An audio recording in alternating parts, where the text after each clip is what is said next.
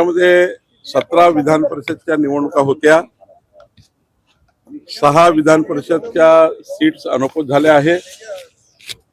11 सीटवर एनडीए भाजपा महायुती 75% वर मतं घेऊन जिंकत आहे। केवळ 25% मतं महाविकास आघाडीला मिळतील। काही ठिकाणी तर 90% मतं हे भाजपा महायुतीला मिळत आहे।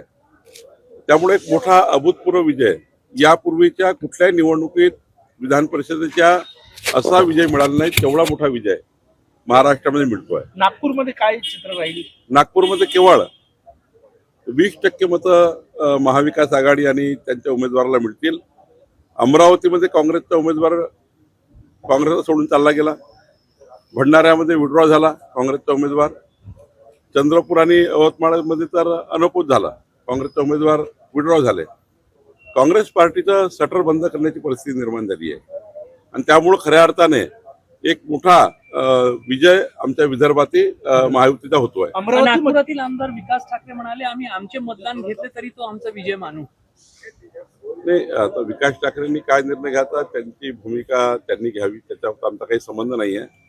पण आमच्याकडे एवढे मतं जास्त आहे की आम्हाला आता फार काही कुणाची गरज पडणार नाही आणि एक मोठा विजय, केवळ 20% मतं काँग्रेस आणि त्यांच्या कॅन्डिडेटला मिळतील। अमरावतीमध्ये अक्षरशः व्हीप काढला आहे की कोणीही मतदानाला काँग्रेसच्या नगरसेवकांनी जाऊ नये असा व्हीप तिथल्या विरोधी पक्ष नेत्यांनी काढलाय मनपाने। ते सांगतोय मी, काँग्रेसची हालत अमरावतीमध्ये इतकी खराब आहे की काँग्रेसचा कोणी वालीच राहिला नाही। भंडाऱ्यामध्ये हीच परिस्थिती आहे। भंडाऱ्याचा उमेदवार नाना पटोलेंना सोडून गेला, चंद्रपूरचा उमेदवार तिथल्या नेत्यांना सोडून गेला, यवतमाळचा उमेदवार सोडून गेला काँग्रेसचा। विदर्भामध्ये काँग्रेसची हालत फारच खराब आहे आणि हर्षवर्धन सपकाळ तर विदर्भातले काँग्रेसचे अध्यक्ष आहे, त्यांनी विचार केला पाहिजे असं का होत आहे। हर्षवर्धन सपकाळांनीच आत्मचिंतन केलं पाहिजे।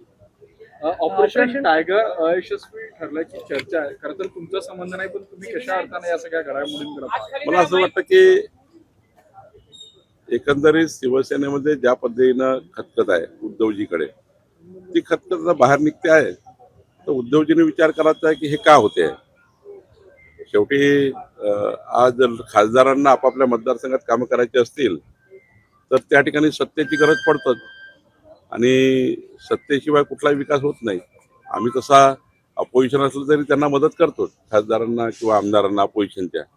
पण त्यांनाही वाटतं की ज्या जनतेने आपल्याला निवडून दिला आहे त्या जनतेच्या विकासाच्या जे त्यांनी बाता केल्या आहेत, जाहीरनाम्यात दिले आहेत, मॅनिफेस्टो दिले आहेत, त्या विकासाचं काय होईल त्यांना भीती वाटायला लागली आहे की आता आम्ही पुढच्या वेळेस जेव्हा आपल्या मतदारसंघात जाऊ तेव्हा आम्ही काहीच केलं नाही आहे किंवा आमच्याकडे सरकार नाही आहे किंवा आम्ही काही करू शकलो नाही किंवा डेव्हलपमेंट करू शकलो नाही, तर काय लोकांना शेवटी जर काही सांगितलं तरी जनप्रतिनिधीकडनं अपेक्षा आहे, खासदाराकडनं आमदाराकडनं अपेक्षा आहे। त्यामुळे जेव्हा अशी परिस्थिती निर्माण होतं की त्यांच्याशी कोणी संवाद करत नाही, त्यांच्याबद्दल कोणी ऐकत नाही, अशा वेळी जनप्रतिनिधी नाराज होतात। मला वाटतं हे नाराजीमुळं दिसतं आहे सर्व। आता नाराजी मला माहिती आहे की काय झाली आहे, त्यांच्याकडे संवाद आणि नसल्यामुळं, विसंवादच असल्यामुळं आणि कुणाला त्या ठिकाणी खासदाराशी बोलायला वेळ नाही, कुणाला आमदाराशी बोलायला वेळ नाही, त्यांचे प्रश्न समजून घ्यायला वेळ नाही, प्रश्न सोडवण्याकरता वेळ नाही।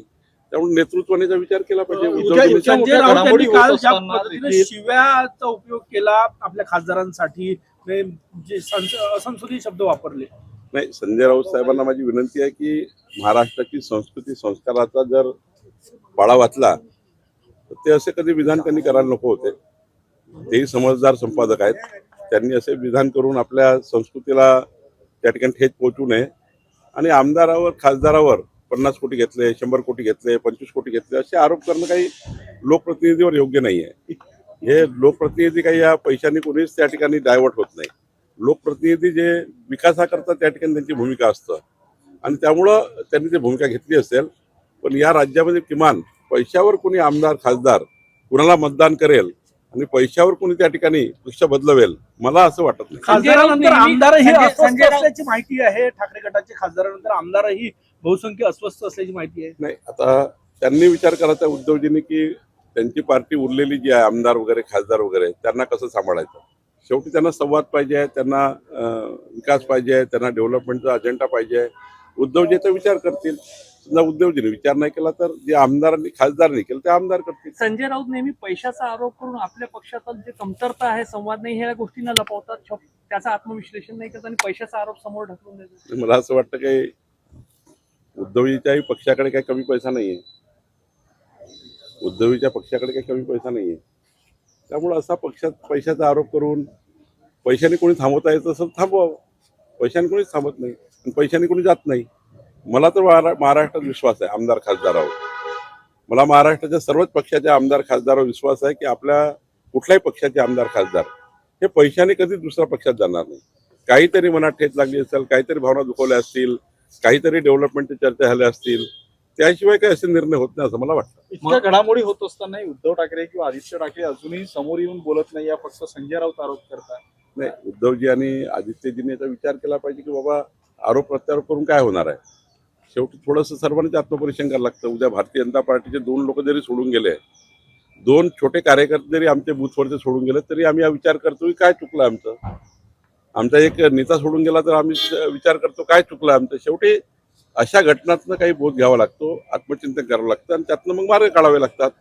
तर उद्धवजी आदित्यजी मार्ग काढतील. देश पातळीवर एनडीए मजबूत होत आहे. टीएमसीच्या खासदारांनी सपोर्ट केला, आता हा एक गट एनडीएला मदत करतात, सपोर्ट करणार आहे. आणि मला वाटतं की काँग्रेसने जी काही महिला विरोधी भूमिका घेतली आहे, काँग्रेसने ज्या पद्धतीने 350 महिला खासदारांना संसदेमध्ये येण्यापासून थांबवलं आहे, मला वाटतं तोही एक राग अनेक खासदाराच्या आमदाराच्या मनात आहे आणि त्याच्यावरही काही निर्णय होतात आहे की 350 महिलांना खासदार होण्यापासून काँग्रेसने थांबवलं. जर डिलिमिटेशन झालं असतं, महिला बिल पुन्हा मंजूर झालं असतं तर 350 महिला, एका महाराष्ट्रामध्ये 142 महिला आमदार झाल्या असत्या. मला वाटतं हाही थोडा असंतोष खासदारामध्ये आहे. आगामी काळात आणखी लोक येतील का? आणखी खासदार गळाला लावण्यासंदर्भामध्ये टीका होऊ लागलेली आहे विरोधी पक्षानंतर. आणखी काही आमदार तुमच्या पक्षाकडे येतील, भाजपकडे येतील का असं काय आहे असं का? वाटतं? नाही, आम्ही कोणाच्याही आमदार खासदाराकडे काही बोलत नाही, आम्ही कोणाशी चर्चाही करत नाही. आमच्याकडे पर्याप्त संख्या आहे, आमच्याकडे पर्याप्त कार्यकर्ते लढवायला आहेत. जे कार्यकर्ते आहेत त्यांनाच आम्हाला त्या ठिकाणी जागा द्यायला आमच्याकडे काही वाव नाही आहे आणि त्यामुळं आज आम्ही असं कुणाही चर्चा करत नाही आमच्याकडे या, आमच्याकडे या, आमच्याकडे या. त्यानंतर कोणी भारतीय जनता पार्टीच्या विचाराचा विचार केला, आमच्या संस्कार संस्कृतीचा विचार करून कोणी भाजपमध्ये आला तर आम्ही ना म्हणणार नाही. महसूल मंत्री म्हणून एक प्रश्न असा आहे, पेट्रोल संदर्भामध्ये सोशल मीडियावर ज्या पद्धतीनं यापूर्वी खूप साऱ्या पोस्ट येत होत्या, आता इथेनॉल संदर्भात अनेक वादग्रस्त चुकीच्या भ्रामक पोस्ट येत आहे. इथेनॉल संदर्भात तुमच्या पक्षाला टीका केली जाते. इथेनॉल संदर्भात भ्रामक ज्या पोस्ट आहेत त्याच्या महसूल मंत्री म्हणून कारवाई तुम्ही करणार आहात का? माननीय पंतप्रधान नरेंद्र मोदीजी, नितीन गडकरीजी आणि आमच्या केंद्र सरकारने जे इथेनॉल धोरण आणलं आहे, भारताला, भारताच्या शेतकऱ्यांना सक्षम करणारं धोरण आहे. आणि इथेनॉलवर जर 100% व्हेकल चाललं तर पेट्रोलची इम्पोर्ट बंद होईल. विदेशी देशांना, आखाती देशांना होणारा फायदा भारतापासून तो कमी होईल आणि भारताचा खूप पैसा वाचेल. काही लॉबी ज्या आहेत, पेट्रोलियम लॉबी, त्या यूट्यूबच्या माध्यमातून, सोशल मीडियाच्या माध्यमातून हे कट कारस्थान करता आहे. पण भारताची जनसंख्या आता नागरिक सुजाण झाले आहे, ते देशाच्या मागे उभे राहिलेले आहे नेहमीच. इथेनॉलवरती गाडी जर उद्या चालवली तर निश्चितपणे पेट्रोलचा इम्पोर्ट कमी होईल आणि या देशाचा प्रचंड पैसा वाचेल असं मला वाटतं.